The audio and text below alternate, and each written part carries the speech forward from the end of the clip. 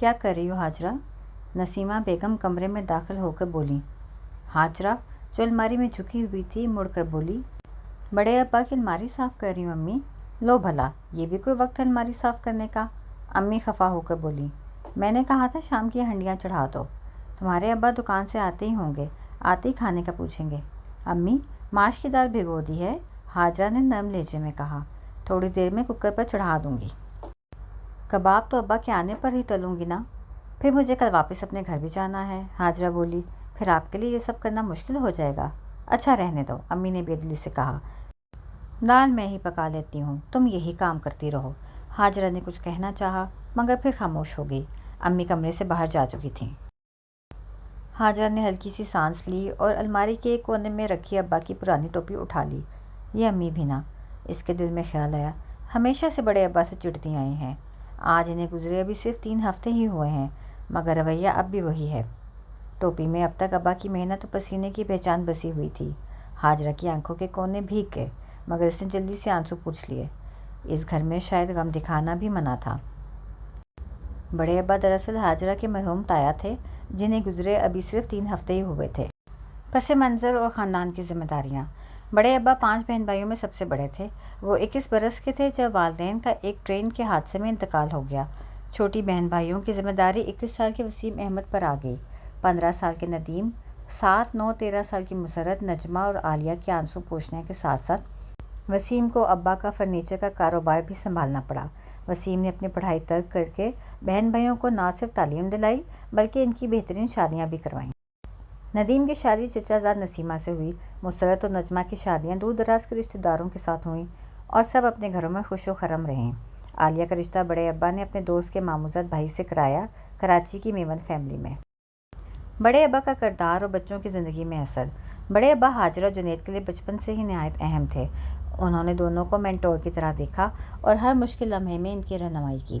اماں چاہتی تھی کہ حاجرہ کی شادی عالیہ پھپھو کے سسرال میں ہو کیونکہ وہ لوگ بہت خوشحال تھے، مگر بڑے ابا جانتے تھے کہ حاجرہ اور عالیہ پھپھو کے مزاج یکساں مختلف ہے، اس لیے انہوں نے حاجرہ کی شادی اپنے دوست کے صاحبزادے سے کی جو ڈاکٹر تھا اور اسی شہر میں مقیم تھا۔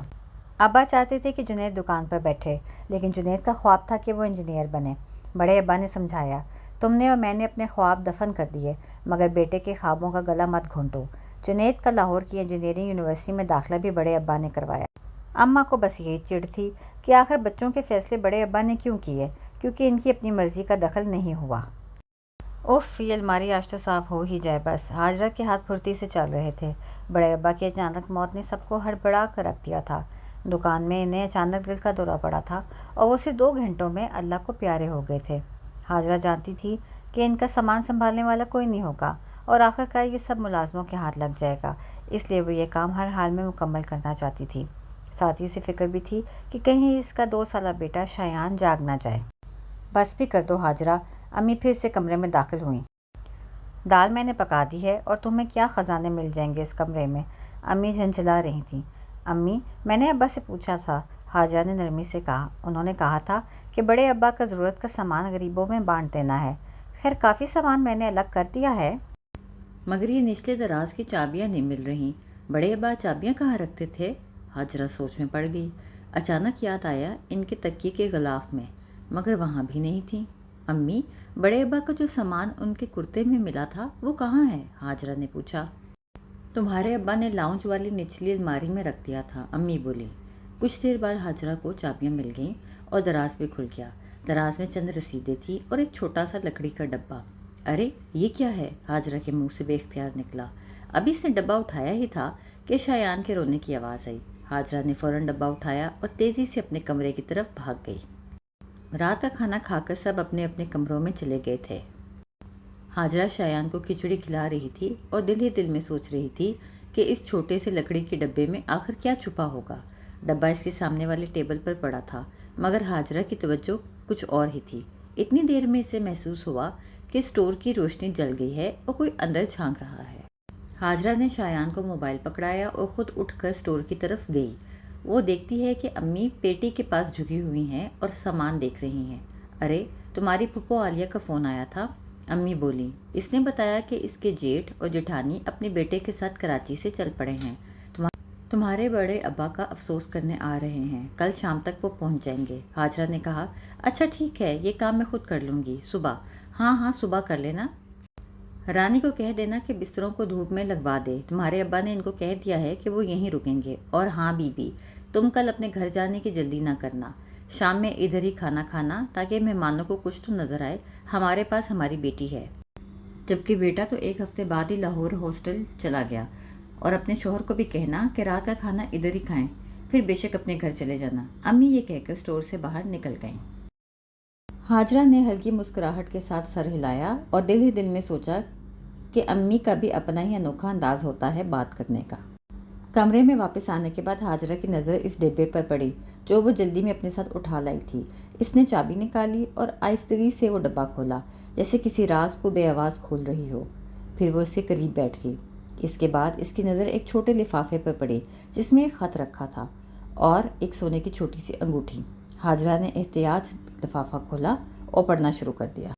خط میں بڑے ابا نے اپنے جذبات کھلے دل سے بیاں کیے۔ میری عزیز زینب، یہ وقت تمہارے لیے خوشیوں بھرا ہو اور تمہاری شادی کے ہر لمحے پر خدا کی رحمتیں تم پر نازل ہوں۔ میں ہمیشہ تمہارے لیے بہترین کی خواہش رکھتا ہوں۔ زینب، میں تمہیں اپنی ذمہ داریوں کے بوجھ تلے نہیں ڈالنا چاہتا تھا۔ مجھے یہی بہتر لگا کہ تم اپنی زندگی بھرپور طریقے سے جیو، مسکراتی رہو اور اپنے حصے کی خوشیاں پوری دل جمعی سے قبول کرو۔ زندگی کی ذمہ داریوں نے ہمیں الگ کر دیا، مگر تمہاری یادیں اور محبت ہمیشہ میرے دل میں زندہ رہیں گی۔ میری دعائیں تمہارے ساتھ ہیں اور تمہاری خوشیوں میں میری خوشی چھپی ہے۔ ہاجرہ نے خط پڑھ کر دل ہی دل میں سوچا، یہ خط؟ زینب، میں تو کبھی نہیں جانتی تھی کہ بڑے ابا کا کوئی ایسا تعلق بھی رہا اور وہ کیسے اپنے دل کے جذبات کو چھپاتے رہے ہیں۔ کتنی قربانی، کتنی محبت اور کتنی ذمہ داریاں۔ ہاجرہ کے دل میں بڑے ابا کے لیے احترام اور محبت مزید گہری ہوگی۔ یہ خط اور انگوٹھی بڑے ابا کی زندگی کے راز اور ان کی قربانیوں کی ایک جھلک تھی جو اب ہاجرہ کے سامنے کھل گئی تھی۔ اگلے دن مہمانوں کا مختصر منظر۔ صبح کے وقت ہاجرہ اور امی نے گھر کو صاف ستھرا کیا، چائے اور ناشتہ کا انتظام کیا اور مہمانوں کے آنے کا انتظار کرنے لگ گئیں۔ کچھ دیر بعد عالیہ پھپھو کے سسرال یعنی جیٹھ اور جیٹھانی اپنے بیٹے کے ساتھ کراچی سے آئے۔ ہاجرہ نے مہمانوں کا استقبال کیا اور انہیں اندر لے گئی۔ مہمانوں نے بڑے ابا کے لیے دعا کی اور ان کی شرافت، نیکی اور بہنوں کے ساتھ ان کے اصولوں کو سراہا۔ ہاجرہ نے دل ہی دل میں سوچا، بڑے ابا واقعی کمال کے آدمی تھے، بہنوں کو ایک باپ جیسے شفقت دینے والا۔ چائے اور ہلکی پھلکی ناشتے کے بعد مہمان اپنے قیام کے لیے تیار ہو گئے۔ یہ مختصر ملاقات بڑے ابا کی یاد اور ان کے اصولوں کی اہمیت کو سب کے سامنے لے آئی۔ رات کا منظر، ہاجرہ کا گھر اور ڈبے کا راز۔ رات کے وقت ہاجرہ اپنے شوہر کے ساتھ اپنے گھر واپس آئی، ڈبہ بھی ساتھ لے آئی کیونکہ وہ نہیں چاہتی تھی کہ یہ کسی اور کے ہاتھ لگے۔ ہاجرہ کے دل میں ایک مقصد تھا، یہ خط اور انگوٹھی زینب تک پہنچانے ہیں۔ گھر پہنچ کر ہاجرہ نے ڈبہ احتیاط سے ایک محفوظ جگہ پر رکھا۔ وہ سوچ رہی تھی کہ یہ سب بڑے ابا کی یاد اور ان کے اصول کی نمائندگی کر رہا ہے۔ اس نے دل ہی دل میں فیصلہ کیا، یہ سب زینب تک پہنچانا ہے تاکہ بڑے ابا کی محبت اور جذبات کا پیغام صحیح معنوں میں پہنچے۔ ہاجرہ نے سب کچھ ترتیب دیا اور تھوڑی دیر کے لیے خاموش ہو کر بڑے ابا کی یادوں میں کھو گئی۔ فون مکالمہ، ہاجرہ اور امی۔ ہاجرہ نے فون اٹھایا اور ہلکی سی ہچکچاہٹ کے ساتھ بولی، امی، یہ زینب کون ہے؟ امی نے کچھ دیر خاموش رہ کر پھر آہستہ سے کہا، زینب وہ بڑے ابا کی منگیتر تھیں اور ہمسایہ بھی رہی ہیں۔ بڑے ابا نے اپنی ذمہ داری کے سبب رشتہ ختم کر دیا۔ زینب نے بہت شور مچایا لیکن بڑے ابا نے نہیں مانا۔ پھر وہ ناراض ہو گئی اور بعد میں بڑے ابا نے شادی نہیں کی۔ ہاجرہ نے دل ہی دل میں اپنے جذبات سنبھالتے ہوئے کہا، امی، میرے پاس بڑے ابا کا خط ہے جو میں زینب تک پہنچانا چاہتی ہوں، لیکن مجھے زینب کا پتہ نہیں معلوم۔ امی نے ہچکچاتے ہوئے بولا، بیٹی، میں نہیں جانتی کہ زینب کہاں ہے، لیکن ہماری ہمسایہ عطیہ زینب کے رشتہ دار ہیں، شاید وہ ہمیں زینب کا پتہ لگا سکیں، میں ان سے رابطہ کر لوں گی۔ ہاجرہ نے آواز میں تھوڑی سی شدت اور عزم کے ساتھ کہا، امی، براہ کرم یہ بہت ضروری ہے، بڑے ابا کی محبت اور جذبات کو زینب تک پہنچانا ہے، یہ خط ضائع نہیں ہونا چاہیے۔ امی نے چند لمحے خاموشی سے فون پکڑے رکھا اور آہستہ سے بولی، ٹھیک ہے بیٹی، میں عطیہ سے پوچھ لوں گی، لیکن تم بھی محتاط رہنا۔ ہاجرہ نے دل ہی دل میں مسکرا کر کہا، شکریہ امی، اس طرح بڑے ابا کی روح کو سکون ملے گا۔ امی نے ہاجرہ کو بتایا کہ عطیہ بیگم نے نہ صرف زینب کا پتہ دیا ہے بلکہ اس کی تصویر بھی بھیجی ہے۔ ہاجرہ نے تصویر دیکھی تو دل میں ہلکی سی بے چینی اور تجسس کے ساتھ کہا، امی، یہ واقعی زینب ہے؟ अम्मी ने मुस्कुरा कर जवाब दिया, बेटी बिल्कुल यही ज़ैनब हैं।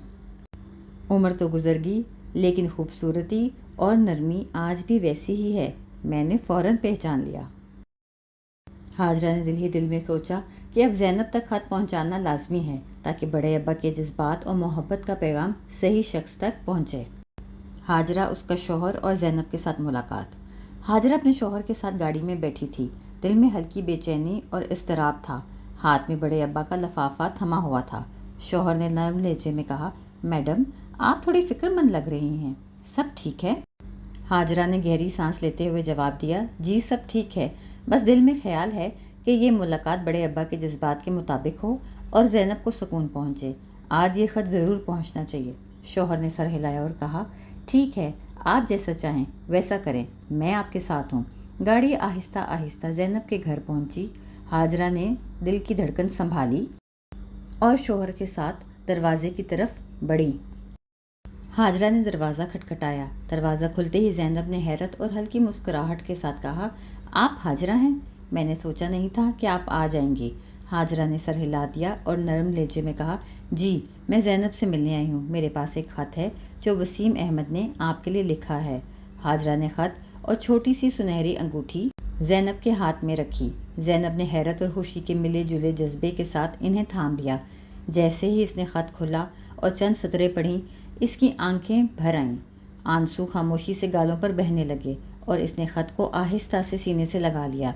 ये मंजर देखकर कमरे में मौजूद हाजरा के शौहर ने धीमी आवाज़ में हाजरा की तरफ देखते हुए कहा, लगता है ख़त का असर अच्छा ही हुआ है, ये आंसू खुशी के हैं। हाजरा ने नम आंखों और मुतमईन मुस्कुराहट के साथ सर हिलाया और आहिस्ता से बोली, अल्हम्दुलिल्लाह, बड़े अब्बा का पैगाम सही दिल तक पहुंच गया। इधर ही कहानी का इख्तिताम होता है। अगर आप इस किस्म की कहानियाँ और सुनना चाहते हैं तो हमारा चैनल दास्तान-ए-बानो को ज़रूर फॉलो करें। शुक्रिया।